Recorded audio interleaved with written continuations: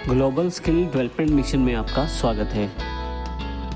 पिछले सेशन में हमने वेरिएबल स्कोप की जानकारी ली, जिसमें हमने देखा लोकल स्कोप और ग्लोबल स्कोप क्या है और किस प्रकार से उसे प्रयोग किया जा सकता है। ये हमने प्रैक्टिकल एग्जाम्पल के साथ भी देखा। इस सेशन में हम बात करने वाले हैं स्टैटिक वेरिएबल स्कोप के बारे में। एग्जैक्टली स्टैटिक वेरिएबल्स है क्या और किस प्रकार से इन्हें प्रयोग किया जाता है। स्टैटिक वेरिएबल अपनी एग्जीक्यूशन को फिनिश करने के पश्चात भी एक्सपायर नहीं होते और अपनी वैल्यू को याद रखते हैं, और ऐसे केस में आप उन वैल्यूज़ को दोबारा यूज़ कर सकते हैं जो वैल्यू पहले से स्टैटिक वेरिएबल ने याद रखी हुई है।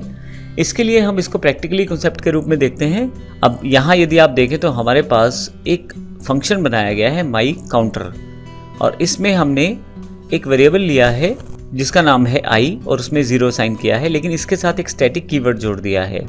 इससे यह जो वेरिएबल है स्टैटिक हो जाएगा। उसके पश्चात मैं प्रीफिक्स इंक्रीमेंट ऑपरेटर के साथ यहाँ आई में 1 जोड़ देता हूँ और यहाँ पे एक मैसेज डिस्प्ले करवा देता हूँ कि आई में 1 जोड़ा गया है।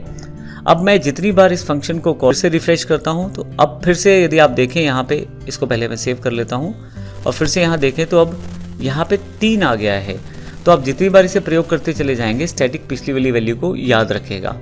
लेकिन अगर मैं यहाँ स्टैटिक ना लगाऊं तो क्या होगा, मैं सेव कर देता हूँ और रिफ्रेश करता हूँ तो आपके पास तीनों बार 1 ही आया है, क्योंकि नॉर्मल वैल्यूज़ एक्सपायर हो जाते हैं जैसे ही फंक्शन ख़त्म होता है, वे अपनी वैल्यूज़ याद नहीं रख पाते।